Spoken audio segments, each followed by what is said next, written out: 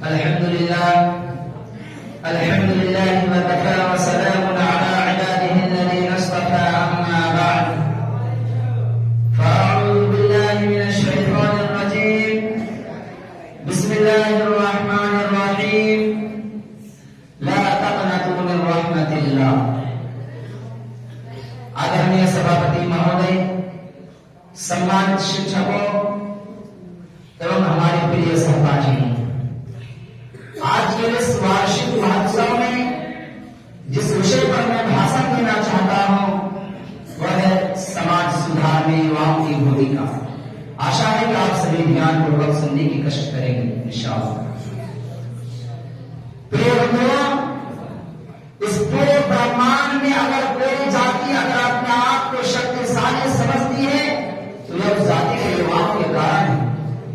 इसी कारण इस्लाम में मानवता, अनुकूलन और महानता का उत्तरदायित्व ऐसे प्रतिबद्ध युवाओं के कंधे में फेंका है जो तूफानों का रुख मोड़ने और पहाड़ों से टकराने की भावना रखते हैं। इस्लामी इतिहास का जब हम ध्यानपूर्वक अध्ययन करते हैं यह बात स्पष्ट हो जाती है कि राष्ट्र की महानता में युवाओं के कारण ही चार चांद लगा है।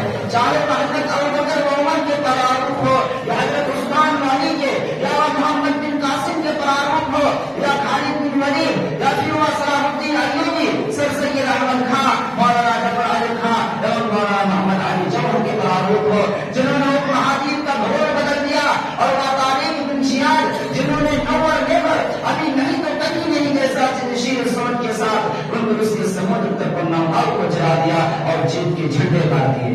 प्रिय बंधुओं, इतिहास की पुस्तकें इस बात की गवाह है कि दुनिया में जितना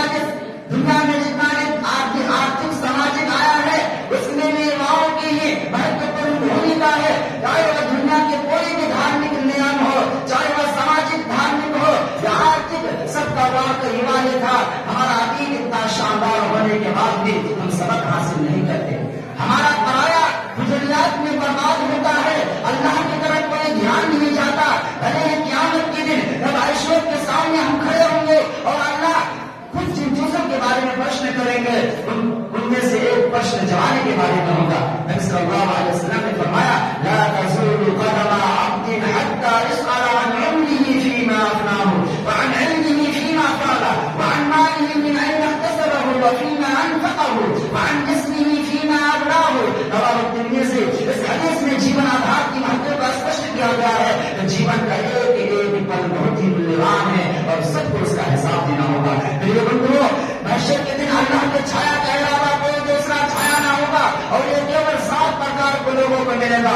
उनमें से एक खुश नसीब युवा भी होगा जिसने अपने जीवन और जवानी को दीवानगी व आवाज़गी से हटाकर अल्लाह की इताअत और खुशी में गुजारा होगा और अल्लाह ताला युवा को भी पसंद करता है। ऐसा अल्लाह ताला अल्लाह के नबी मोहम्मद रसूलुल्लाह सल्लल्लाहु अलैहि वसल्लम ने फरमाया, काल मुमिन कभी खैर व अहब्बु इला अल्लाह मिन मुमिन ज़ाइद। प्रिय बंधुओं, इन आयतों और हदीसों से स्पष्ट होता है कि दीन में निराशा और हताशा बिल्कुल जायज नहीं, क्योंकि निराशा लोगों को नष्ट कर देता है, बच्चों को बुरा बना देता है, एवं राष्ट्र को बर्बाद कर देता है। आप इतिहास के पन्नों को पढ़िए और पढ़िए कि जैसे हमारे पूर्वजों ने कठिन से कठिन परिस्थितियों का सामना किया परंतु वह निराश नहीं हुए। नबी सल्लल्लाहु अलैहि वसल्लम के मृत्यु के बाद जैसे हजरत अबू बकर ने जमानों पर काबू पाया और पर लोगों को जब से उखाड़ फेंका, लेकिन वह निराश नहीं हुए और मुसलमानों को सम्मान आता कर बंधन को फिर स्थापित किया। प्रिय बंधुओं, आवश्यकता इस बात की है कि हम अपने भीतर से निराशा को निकाल दे और निमंत्रण अनुग्रह की ओर अच्छी भावना के साथ आगे बढ़े। और अंत में मैं ईश्वर से प्रार्थना करता हूँ कि हम सभी नौजवानों को समाज सुधार में अच्छे बीमारी के साहस प्रदान करें। आमीन।